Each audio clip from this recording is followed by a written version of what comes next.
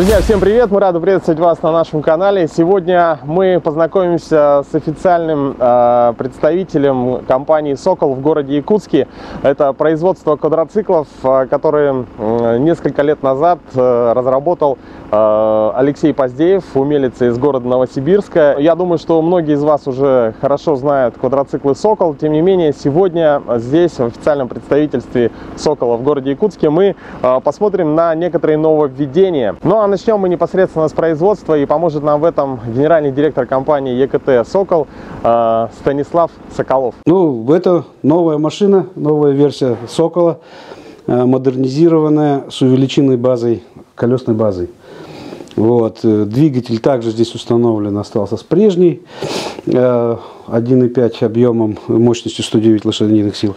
Удлинили мы эту модель на 24 сантиметра в осях, и она получилась более комфортная, более курсовая устойчивость, радиус поворота сохранился прежний, проходимость на таком же уровне осталась. Могу представить наше производство. На данный момент выпускаем порядка 8 единиц в месяц. Данная модель, это старая модель, уже пользованная клиентом. Короткая база Сокола Pro, еще одна модель, которая идет на УАЗ Спайсер с межколесными блокировками. На этой машине бак 38 литров. На данной модели мы сейчас применяем бак уже 53 литра. Наша, как говорится, технологическая цепочка, на которой мы производим наши «Соколы». На данной модели это «Сокол» обычный с удлиненной базой стоит на стапеле. Также мы внедрили вакуумный усилитель тормозов на обычную модель, как в опции. Вот, уже практически на стадии готовности машина. Процентов 70. Буквально она в понедельник к вечеру уже, как говорится, порадует своего хозяина. Вот эта машина собирается «Сокол Pro» на мостах Spicer, с блокировками, с вакуумным усилителем. Тут же будет еще установлен компрессор для управления блокировками. Хочу представить, что на «Соколе Pro» модернизировали, увеличили емкость топливного бака. Теперь на Pro не 38 литров бак, а 53. Вот. И также мы удлинили базу «Сокола Pro» обычного. Вначале вы видели короткий, вот это будет длинный. Также вам представлю уже на ходовых испытаниях. Уже новые модели наши. Друзья, пока «Соколы» готовятся к выезду, мы тут увидели вот такой вот прицеп, достаточно интересный. Как сказали производители, он рассчитан на 4 человек, 4 посадочных места. Ну, скорее всего, это будет либо 4 небольших человека, либо 2 крупных.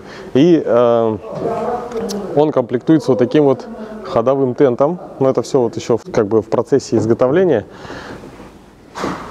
Вон там можно будет увидеть готовый уже прицеп. Вот такое достаточно интересное решение. В принципе, имея один «Сокол», можно с таким прицепом в компании достаточно большой выезжать на природу, на охоту, на рыбалку.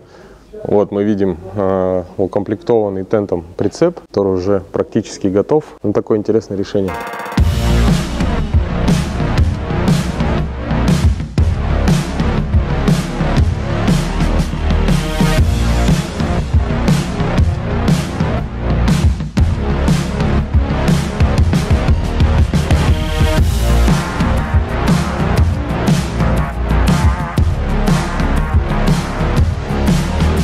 Сейчас мы находимся на озере и можем посмотреть 3 основные модели, которые выпускаются в городе Якутске на производстве компании «Сокол», ЕКТ «Сокол». Вот, первая модель — это классический «Сокол» на Джимни мостах с двигателем 1.5, и, соответственно, с ним все знакомы достаточно хорошо. Следующая модель — это «Сокол», тоже классический, но с удлиненной базой. Ну, чтобы было более хорошо понятно, я вот сейчас стану вот на этот «Сокол». Вот, это классический «Сокол». Здесь бензобак 20 литров. И сейчас вот запомните, как выглядит подножка. На этом «Соколе» она уже удлинена. База удлинена на 24 сантиметра. И бак уже стоит на 38 литров.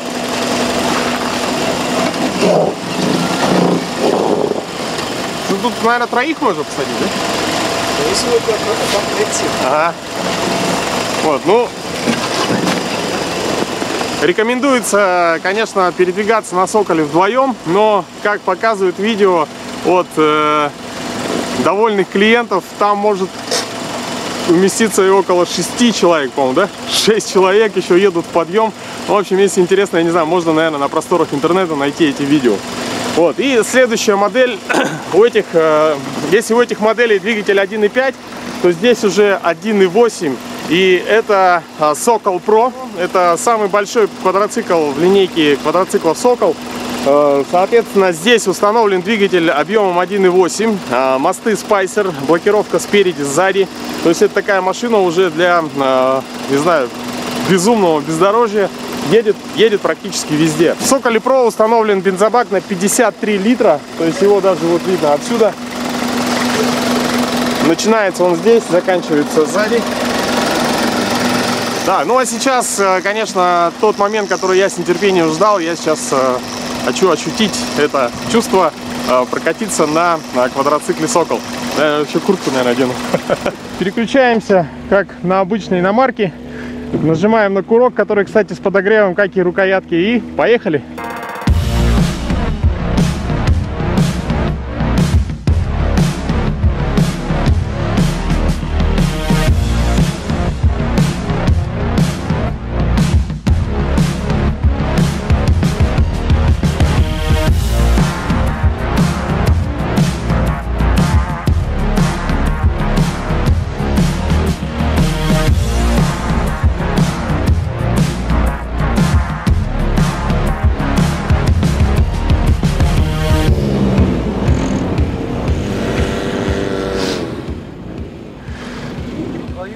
На полторашки за 1.8 сложновато. Серьезно?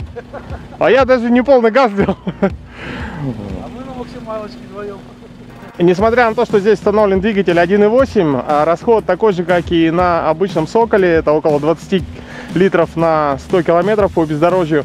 Но это можно сравнить также и с расходом на квадроцикле Yamaha Grizzly 700. То есть там тоже расход идет 20 литров на сотку по бездорожью. Конечно, данный заезд, он не показательный для такой техники. Это как будто мы ездим просто по асфальту. То есть это больше такая машина для работы, для охоты, для рыбалки. То есть конкретно выполняет свои задачи. Ну и, соответственно, очень хорошо идет по болотистой местности, по качкарнику, лесотундровая зона, грязи, мари. То есть это, в принципе, его стихия. Вот, ну и что хотелось бы отметить про коробку передач. То есть это все конкретно автомобильная коробка, ведет себя точно так же. На дэшке вы можете также включить овердрайв режим и исключаете четвертую передачку. То есть вот мы нажимаем здесь, и, соответственно, есть индикация, которая говорит о том, что овердрайв включен. Также, соответственно, и с режимами L2, то есть L это первая скорость, крутит до отсечки и дальше не переключается. Ну и также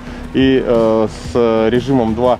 Все как в автомобиле с коробкой передач, с автоматической. Что вызывает интерес, это блокировки. На Sokol Pro это перед и зад.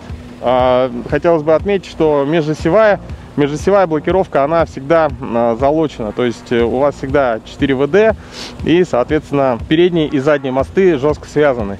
Вот. Ну и при необходимости вы можете включить либо заднюю, либо переднюю, либо обе блокировки. По классической схеме, уже можно сказать, по классической у квадроциклов Sokol сохраняется вот эта вся простота. То есть, например, что касается колес, чтобы их накачать, вам достаточно отвернуть кран, шланг подключить к выхлопной трубе, и вы накачиваете до необходимого вам давления ваши колеса. Потом кран закрывается, и в принципе все, вы как готовы двигаться дальше. По лебедке здесь имеется, ну здесь у нас есть от лебедки пока только пульт дистанционного управления. Подключается лебедка, она переносная, как наперед, так и назад. Вот специальная розетка, и уже при необходимости, если вы, допустим, застряли, то лебедка одевается на шар и вытягивается в нужную сторону. Либо спереди можно ее подключить, либо сзади. Ну, кстати, вот этот более привычный в плане размера. Еще как-то более-менее так это. Тут прям как корабль.